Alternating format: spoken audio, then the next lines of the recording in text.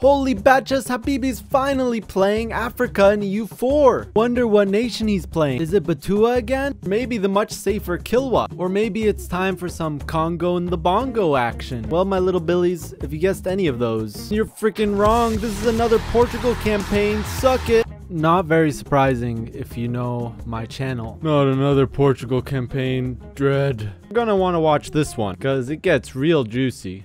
And I mean juicy. It all started in 1444, just like any other campaign. We're playing on modded multiplayer, specifically using Gecko version 6. Portugal starts as one of the weakest playable nations in the mod. However, we can get explorers and have a colonist day 1, while everyone else has to wait until Tech 6. One of the first things I did was build a flagship. We needed to explore ASAP. For most people, Portugal is just a chill colonizer.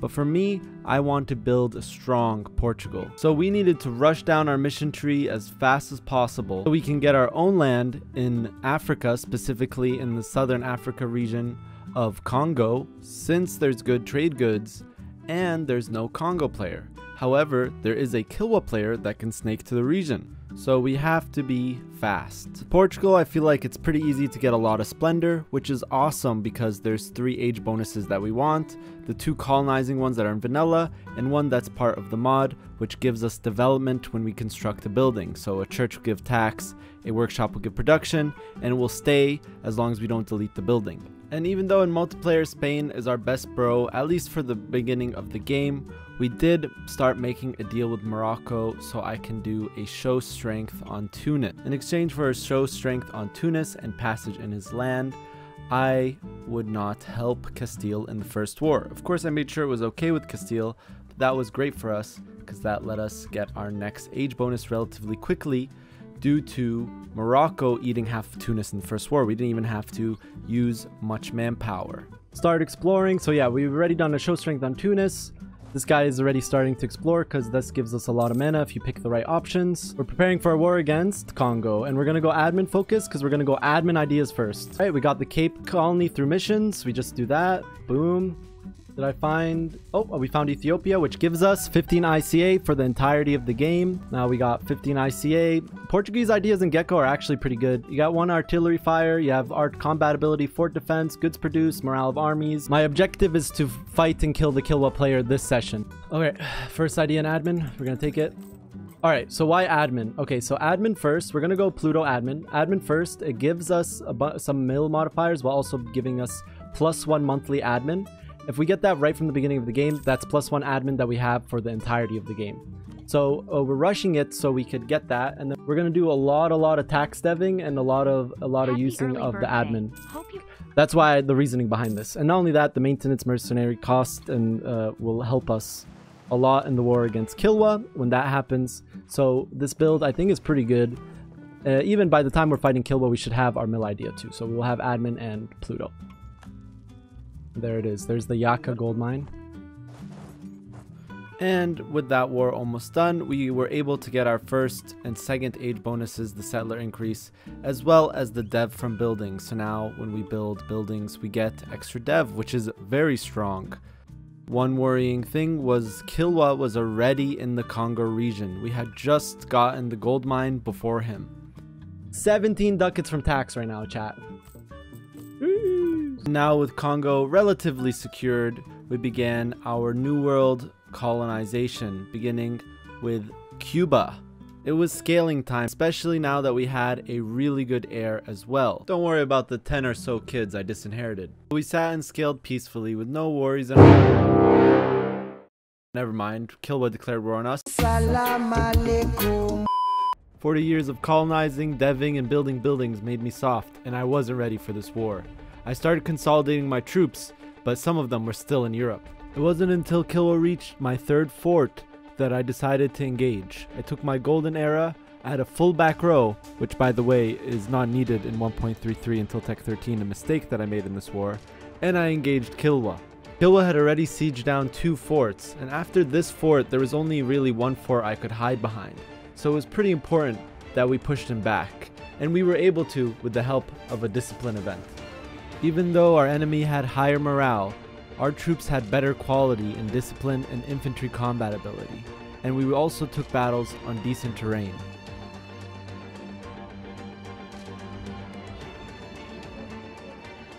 And while this was going on, we were still colonizing. We could not forget about our colonies. We really need to get them up as fast as possible. Once we fully pushed Kilwa out of our land, things got a little bit more tricky. We were now fighting on a jungle fort, which was a -1. However, we kept winning on this fort. It wasn't until Kilwa got the next tech and a better general on the shock that we started losing. At the same time, Spain had gotten naval superiority over Morocco, and he was able to send 20,000 troops to help us and a better general.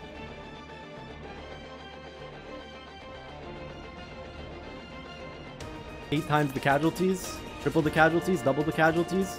This is Arabic stream now. Yolo ya shabab, triple the casualties, 5 times the casualties. What's going on here?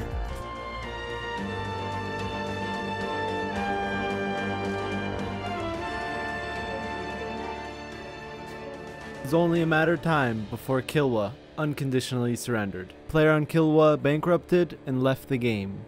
And once our truce was up, I ate up more of Kilwa. Now we had all of this new African land, but it was the wrong culture and the wrong religion. There was too many cultures to accept, so that meant that we needed to start converting and culture converting all of these provinces. Luckily, we have the culture conversion cost holy order, and we can use the culture conversion advisor that's in this mod. This was just the beginning of the Portuguese Empire. It's me, Habibi. I'm whispering right now because it's in the middle of the night. As you can see, I'm editing this video. I'm just kidding. I can talk normally. No one's gonna hear me. I haven't been posting consistently lately, but in the month of August there is a bunch of videos coming, so make sure you subscribe if you're new to this channel and check out some of my other content, my older content.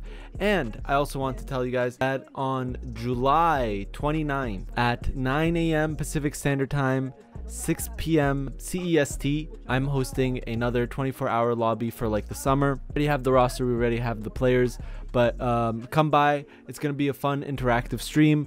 I have something really fun planned and you're not going to want to miss it. Check it out at twitch.tv/absolutehabibi at the day that this video will be released, I think. And with that, let's get back into more Portugal madness. Portugal. Portuguese.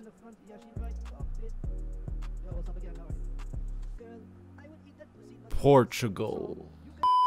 So I have the access to the mission that gives 20% goods produced on all the gold mines in like Butua, Masapa, Zimbabwe, and Sofala, I think. Yeah. But I'm not going to click it until I'm done converting and deving. Then once I'm done converting and deving, I'll click it to maximize the golds. All of this stuff that I just took is getting stated, all of it.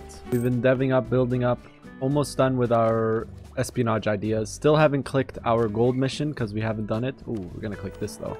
That's yearly papal influence till the end of the game. But we're almost, once we are done with these ideas, we're then going to dev all of our gold mines, specifically these 4, then click the mission, then dev these ones, then we will go back to culture converting. So that's what we're going to be spending our monarch points on right now. Other than that, we are building more manufactories. We can build some of these manufactories, the weapons manufactories. And besides that, well, pretty good. We do have decent production buildings, manpower buildings. We still need to build a couple more. Land force limit, that's like we're lacking a bunch of those. Now that we converted all the gold mines to Catholic, it was time to dev them. I dev them all to 10 before clicking the mission. Also able to buy Cameroon off of the dying Egypt player.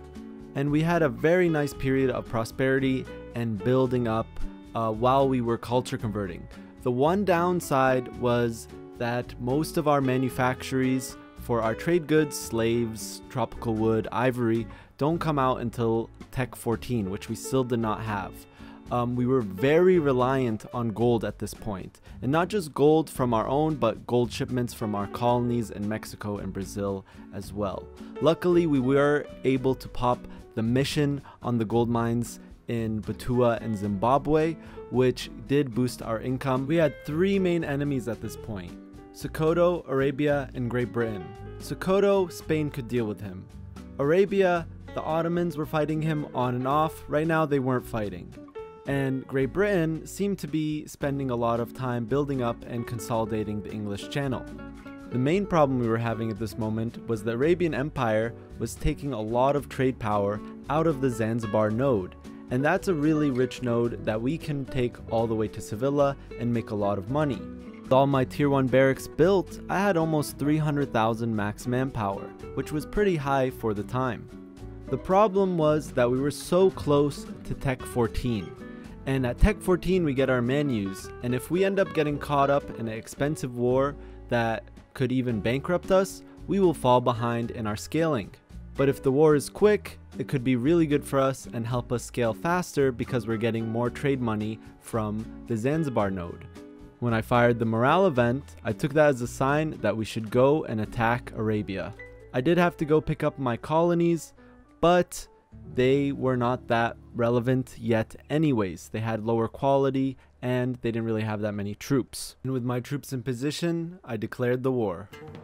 He had caught Arabia by surprise as he had no troops or regiments nearby, and he had to travel a very far distance, and it wasn't until a year into the war that we took our first battle on the highland fort of Shamba. We were still on Tech 12, which meant that we still didn't have the Tech 13 artillery.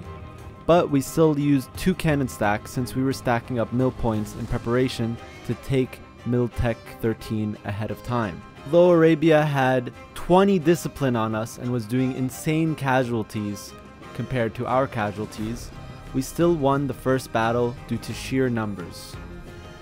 Arabia came back with a full back row of artillery and much more troops, and since he was doing so much more casualties to us, it was actually so hard to reinforce properly.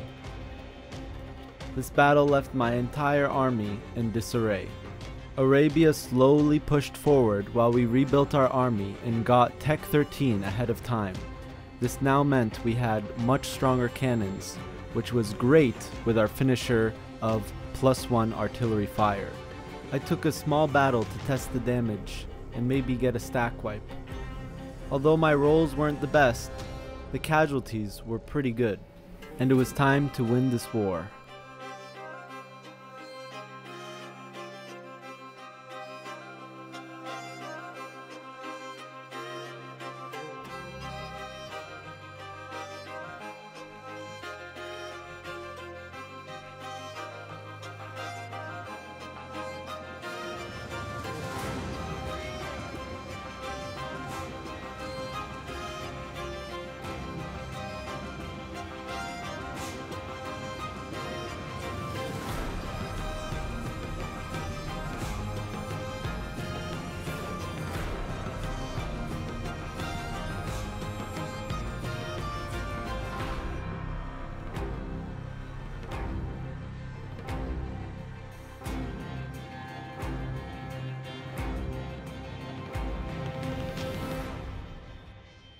And with 95 war score, we were able to enforce peace, taking a lot of land from Arabia. In terms of manpower, we were doing pretty well compared to other nations, but we were falling behind in income.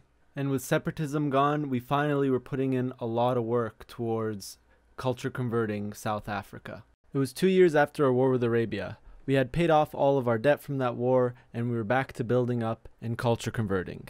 Something felt weird though, and it felt like we were about to get attacked. They have you always see it in 13 colonies. On your border? Yeah. Well, they're not exactly on my border, but they're in the province next to the 13 colonies has a cannon stack. Yeah, they're preparing for war. Get on the boats, get on the boats. Yeah, he is. Immediately scrambled to get my troops from Africa to North America ASAP.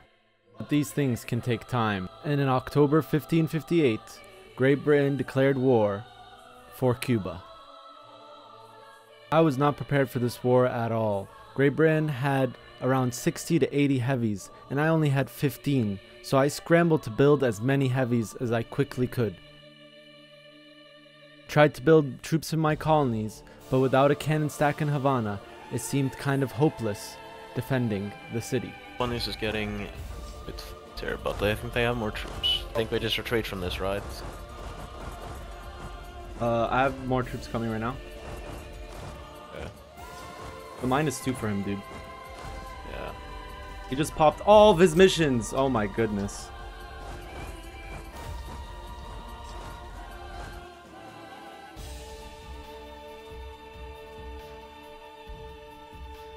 Even though Havana was a -3 for the enemies, we lost the battle.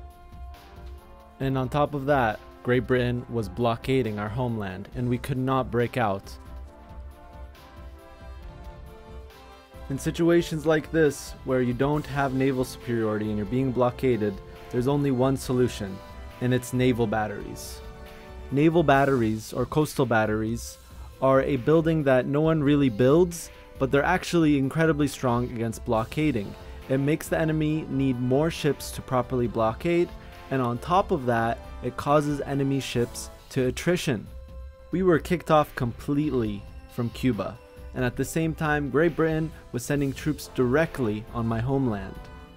My heavies had started to finish building, and that meant that we were able to push off the British fleet with the help of the Spanish, who were also building more heavy ships. We were slowly whittling down the British Navy.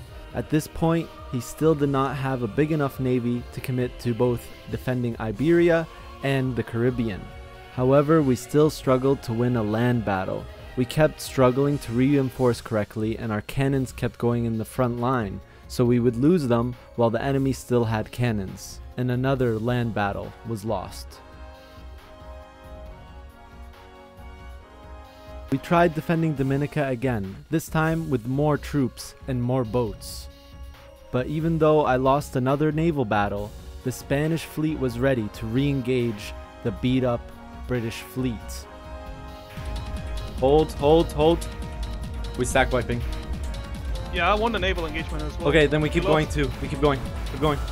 Oh my god. They have no cannons there as well. They have no cannons. Go. We need to repair our ships. I put in fresh ships in. I put fresh ships in, and some of his ships are 50%, 20%. Yeah, his ships are low percentage too. Hold. Trust. We're gonna lose boats, but he's losing boats too. One's at 30%, one's at 20%, 34%, 4%. Another boat down, 30% down. We're destroying boats. I need to Go. We stack wipe so much. Let's go. Good job. Naval battle 1. Let's go. And I have more heavies on the way. And the fort auto sieges, so we can't get stack wiped. The fort actually auto sieges. Dude, they're actually, all of his boats are always low percentage. I think it's because of the naval batteries, dude. Yeah, no, like, straight up.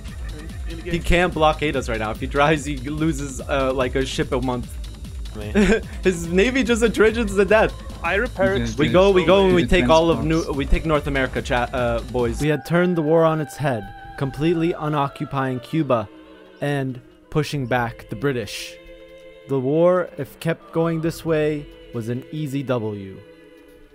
Of course, things don't always come so easy, and that's when Sokoto declared war on us as well. Wait, this feels oddly familiar.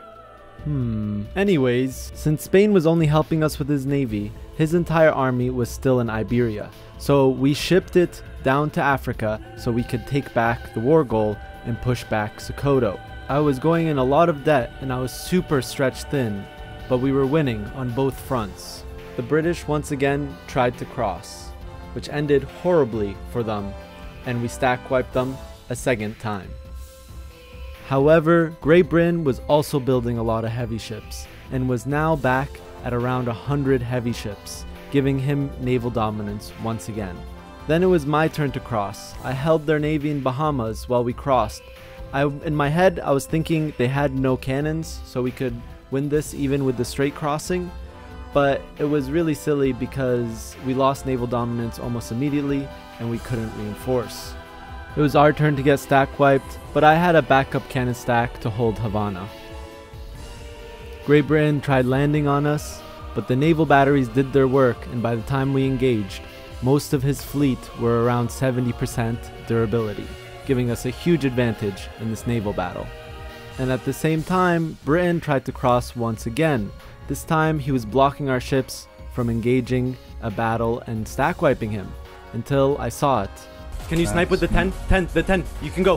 There's a path. Go. Oh! Oh, he's not paying attention.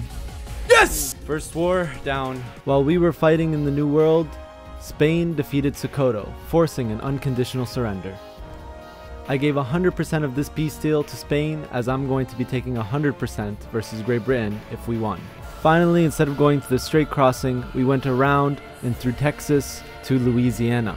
But with half my army in Havana, in case he tries to cross again, and half my army here, it was almost impossible to win. I needed to be able to commit to one side. And to do that, I needed naval dominance. Our flagship, the Hope. Hopefully, it will turn the war. Since the war at this point was over 20 years long, Spain said that he would help us in the New World, but then he realized France was getting ready to attack him, and that's exactly what France did. It was time to test our heavy ship and take a naval battle. We ended up taking 2 naval battles, winning one but losing the other. And in a third battle we engaged with damaged boats against damaged boats, and our boats came out on top.